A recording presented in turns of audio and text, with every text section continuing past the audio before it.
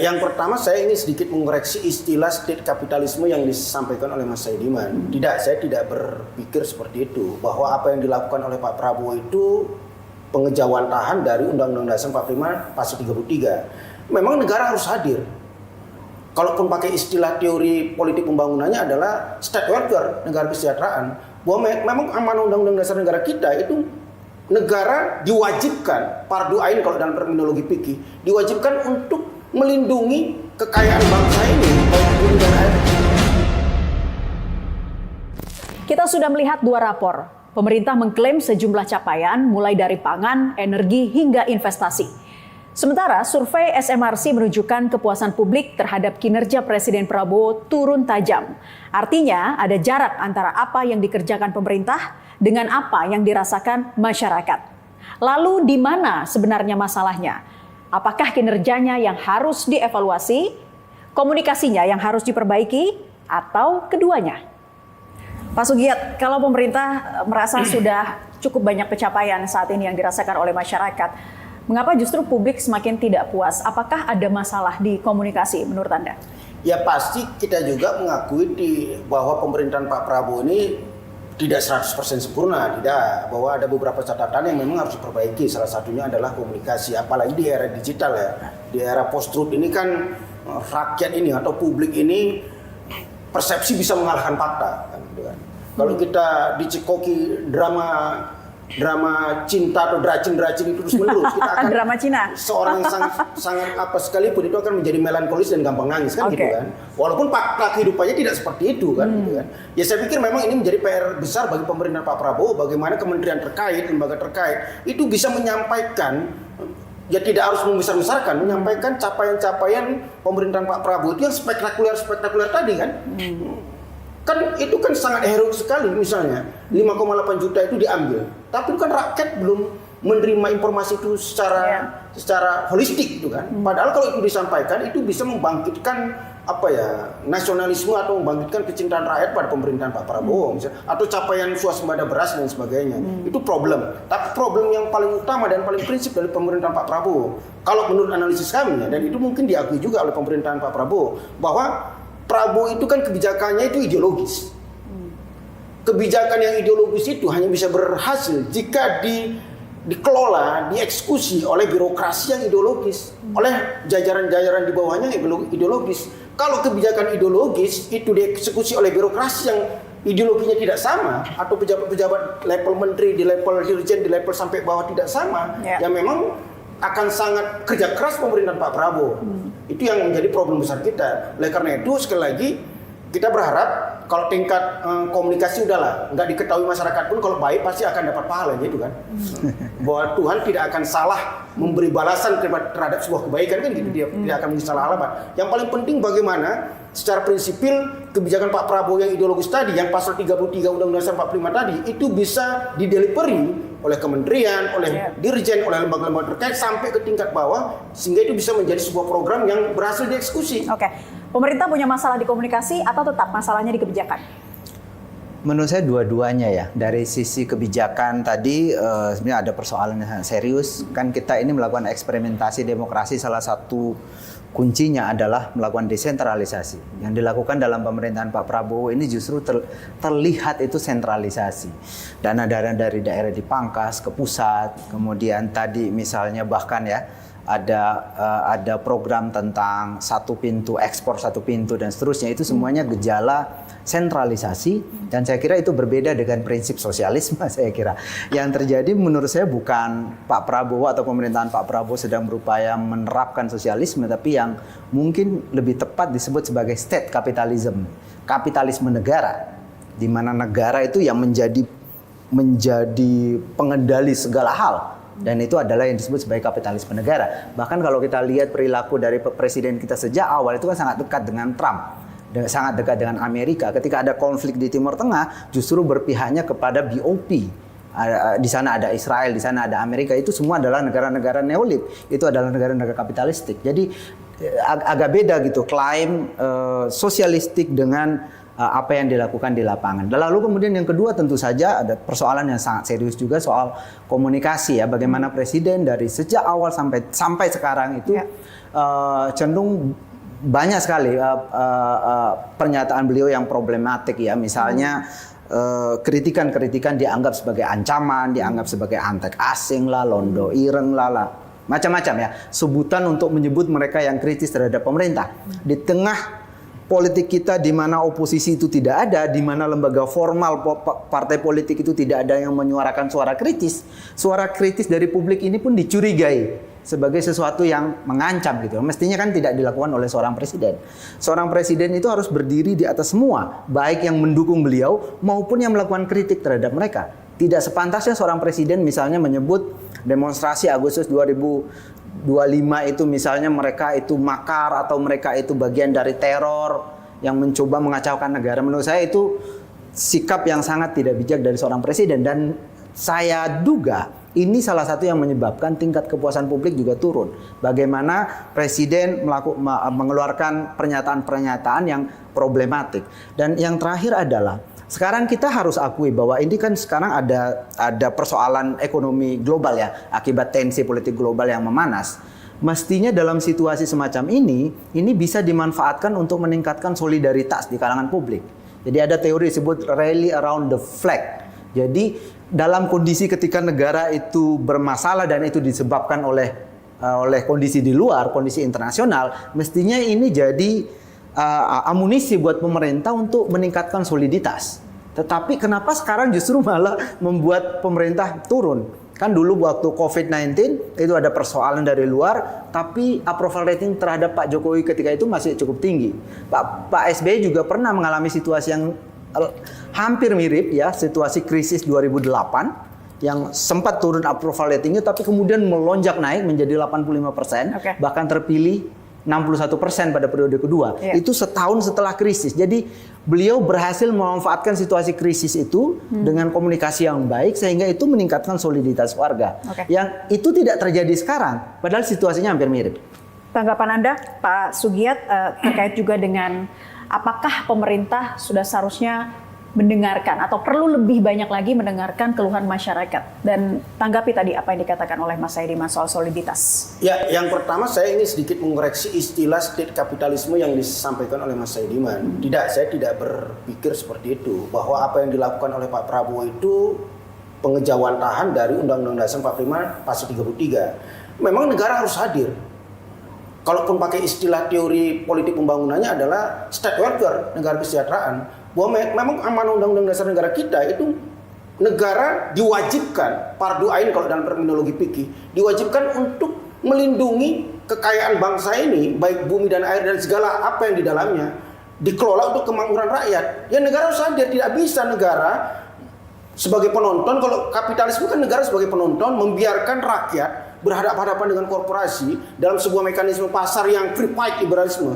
Rakyatnya kalah. Itu yang ingin digeser paradigma pembangunan dari pemerintahan Pak Prabowo. State welfare, negara hadir menjamin perlindungan ekonomi, perlindungan politik, perlindungan hukum terhadap rakyat. Jangan rakyat selalu dikalahkan ketika berhadapan-hadapan dengan kekuatan besar. Itu satu. Yang kedua, saya pikir tidak juga kita karena hasil survei dari SMRC seolah-olah menjustifikasi negara tidak mendengar. Tidak. Karena kan apa yang menjadi kebijakan Pak Prabowo Subianto itu kan pasti berdasarkan kajian, riset. Misalnya terkait dengan pembangunan infrastruktur kerakyatan. Tadi disampaikan irigasi, jembatan-jembatan kampung, dan irigasi-irigasi desa, jalan-jalan desa itu ribuan sudah dibangun. Walaupun sekali lagi karena lembaga terkait yang bertanggung jawab terhadap persoalan komunikasi pemerintahan itu tidak maksimal menyampaikan itu. Bagaimana jembatan-jembatan, misalnya lah, ada kan sekarang kan era post-truth ini kan semuanya terbuka. Misalnya ada anak-anak kita yang berangkat ke sekolah itu pakai jembatan gantung. Lalu dengan kerja-kerja yang sangat cepat di bawah pemerintah Pak Prabowo, TNI datang ke situ untuk membangun jembatan. Udah ribuan, Mbak. Ya terus kalau gitu itu masalahnya di mana? Di kementerian apa yang kemudian harus bisa mensosialisasikan lagi dong? Perlu nggak nantinya ada reshuffle biar lebih dirasakan lagi oleh masyarakat begitu, Ya, bahwa mereka di atas itu bekerja. 2 tahun berjalan ini kan sebetulnya sudah ada evaluasi.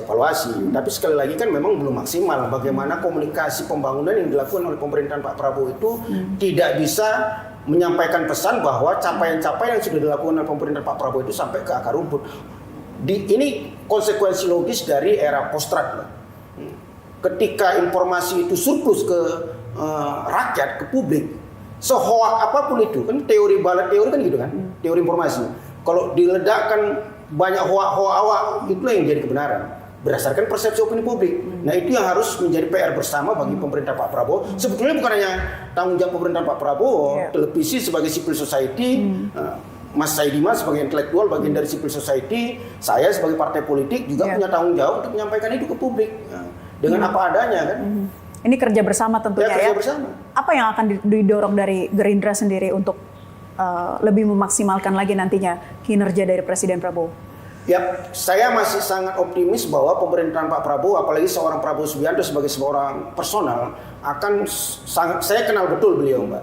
Bahwa bahkan kalau kita belajar sejarah Prabowo Subianto itu, apa yang dia lakukan sekarang itu bagian dari pergumulan cita-cita besar beliau sejak remaja. Kalau kita masih baca sejarah Pak Prabowo, sejak beliau masih SMA di luar negeri, setiap liburan itu pulang ke Indonesia, bahkan membentuk lembaga LSM pertama, lembaga pembangunan, itu mengadvokasi rakyat-rakyat atau petani-petani kecil di daerah Jawa, itu dalam konteks mengentaskan kemiskinan. Begitu juga misalnya ketika beliau terjun pertama kali berpolitik, apakah ketika masih menjadi anggota Partai Golkar, kemudian membangun Gerindra, satu-satunya yang saya kenal yang saya pelajari, satu-satunya tokoh politik yang konsisten narasinya. Konsisten narasinya terkait dengan kedaulatan pangan, kedaulatan energi, pasal 33, dan beliau alhamdulillah ditakdirkan Tuhan Yang Maha Kuasa diberi kesempatan untuk mengeksekusi itu. Saya merasa bahwa secara psikologis Pak Prabowo itu kepingin 5 tahun ini tidak menunggu periode kedua, tidak menunggu apalagi ada ambisi-ambisi yang lain. 5 tahun ini beliau ingin meletakkan bahwa ini arah pembangunan yang benar berdasarkan Pancasila, berdasarkan Undang-Undang Dasar 45. Saya pikir itu yang harus menjadi doa kita bersama. Dan ya kita bantu beliau. Dari perspektif publik, apa yang sebenarnya ingin didengar masyarakat sih dari pemerintah? Yang pertama adalah cara komunikasi ya, bahwa lembaga-lembaga di luar pemerintahan itu punya hak untuk melakukan kritik. Itu sesuatu yang tidak bisa tidak, itu harus dilakukan, dan respons terhadap itu dari pemerintah saya kira ya juga diharapkan publik mestinya tidak kemudian mengarahkan bahwa mereka yang kritis terhadap pemerintah ini sebagai orang-orang asing, yang orang-orang yang ingin menggagalkan program pembangunan. Menurut saya itu narasi yang bermasalah dan sangat problematik, terutama dari presiden. Saya sih berharap tadi disebutkan bahwa Pak Prabowo ini punya sejarah panjang ya, konsistensi dan seterusnya. Saya juga mengalami satu perubahan sebetulnya dari Pak Prabowo dari 3 kali pemilihan presiden. Itu ada perubahan kan di pemilu terakhir. Sebelumnya Pak Prabowo itu terkesan sangat garang, sangat tegas gitu ya. Dan dalam karakter semacam itu beliau tidak terpilih 2 kali sebagai calon presiden. Lalu kemudian mengubah image-nya menjadi lebih lembut, menjadi lebih opa-opa gitu ya, yang menyenangkan dan seterusnya, gemoy dan seterusnya. Itu kan pernah dilakukan oleh Pak Prabowo. Mestinya sih sekarang juga saya kira bukan sesuatu yang tidak mungkin dilakukan oleh Pak Prabowo, mengubah narasi dari yang sebelumnya seolah-olah anti kritik. Itu yang bermasalah, bahwa misalnya para pengamat yang kritis itu harus ditertibkan. Itu kan mengesankan, membuat publik itu bisa ketakutan. Dan kalau bahasa itu muncul dari seorang presiden, bahwa mereka ini antek asing, mereka londo ireng, mereka ini ingin menggagalkan program pemerintah dan seterusnya, mereka makar, mereka teror, itu bisa menciptakan suasana ketakutan. Dan dalam suasana ketakutan ini yang kemudian ketika kita datang ke rumah-rumah publik nanya bagaimana persepsi mereka terhadap presiden, ya ini yang kemudian bisa menciptakan persepsi yang negatif. Dan kalau persepsi negatif itu terus-menerus terjadi, ini bisa mengurangi legitimasi presiden dalam menjalankan program.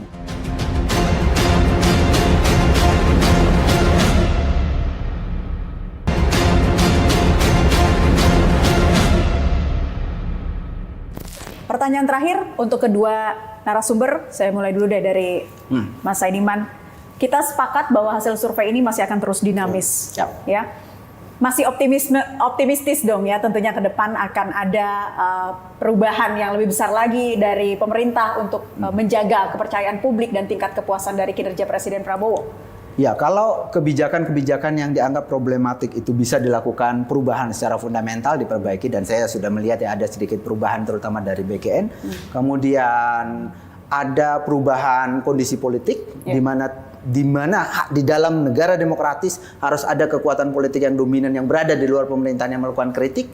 Kalau itu terjadi, saya kira kemudian tambah komunikasi presiden yang juga diperbaiki. Juru bicara presiden misalnya, saya melihat bahwa sepertinya juru bicara presiden ini tidak punya akses yang baik terhadap presiden, sehingga kadang-kadang yang muncul hanya sebagai penafsir terhadap apa yang dikemukakan presiden sebelumnya gitu ya, atau menjelaskan ke publik, bukan benar-benar menjadi juru bicara apa yang diinginkan oleh presiden. Kalau semua itu diperbaiki, mulai dari kebijakan publiknya secara fundamental diperbaiki, kondisi politik diperbaiki, lalu kemudian komunikasi dari istana diperbaiki, menurut saya publik kita ya sangat rasional, mereka bisa mengubah persepsi mereka terhadap kinerja Pak Presiden.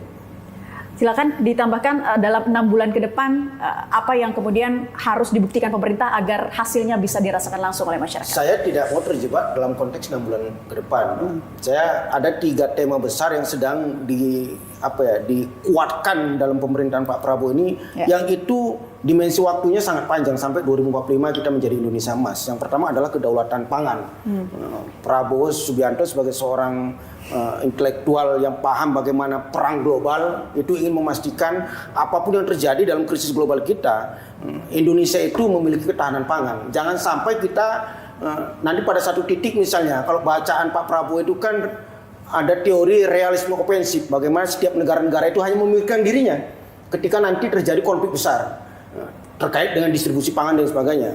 Prabowo Subianto ingin memastikan kalau dunia pada sebuah krisis seperti itu, Indonesia tidak tergantung lagi pangan dia dengan negara lain. Dan alhamdulillah 2 tahun pertama ini kita sudah meletakkan fondasi itu dengan swasembada beras dan beberapa produk unggulan kita.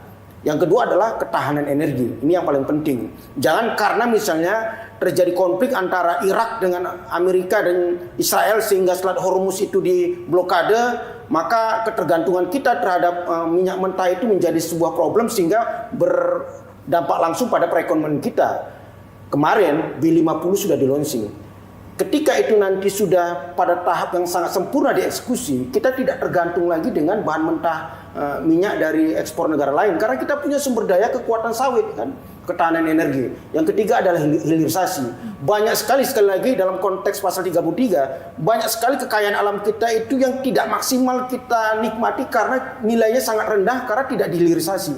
Prabowo main di 3 ini. Saya pikir kalau 3 ini dieksekusi, katakanlah dijalankan dengan secara maksimal, saya pikir Indonesia 2045 itu sudah menjadi optimisme besar sebagai sebuah negara besar, negara maju yang seperti selalu disampaikan oleh Prabowo Subianto terkait dengan hal-hal teknis, hasil survei, lembaga survei dan lain sebagainya, tingkat kepuasan publik. Seorang Prabowo itu sudah tuntas dengan hal-hal seperti itu, Mbak. Bahkan dibenci oleh banyak orang sekalipun dia pernah mengalami itu. Tapi kan dia tidak menyerah. Dia tidak frustasi, dia tidak putus asa, dia tetap berjuang, memperjuangkan cita-cita besarnya, balik ke Indonesia walaupun dengan banyak sekali gangguan-gangguan atau sekali serangan-serangan. Tidak, seorang Prabowo tuntas kalau hanya urusan tingkat approval rating, tingkat kepuasan dan sebagainya. Yang dia fokuskan adalah bagaimana Indonesia ini tahan secara pangan, tahan secara energi, hilirisasi dan menuju Indonesia Emas. Pak Sugiat Santoso, Jubir Gerindra, Mas Saidiman Ahmad, peneliti SMRC, terima kasih sudah bergabung bersama kami di kesempatan Gestur kali ini. Dan pemirsa, pada akhirnya rapor pemerintah tidak hanya ditentukan oleh apa yang dikerjakan, tetapi juga oleh apa yang dirasakan dan apa yang dipercayai oleh masyarakat. Pemerintah boleh menunjukkan berbagai capaian, tetapi ketika kepuasan publik turun tajam, itu adalah sinyal yang tidak bisa diabaikan. Terima kasih Anda sudah menyaksikan Gestur kali ini. Saya Naila Husna, kita ketemu lagi di Gestur pekan depan. Selamat malam, sampai jumpa.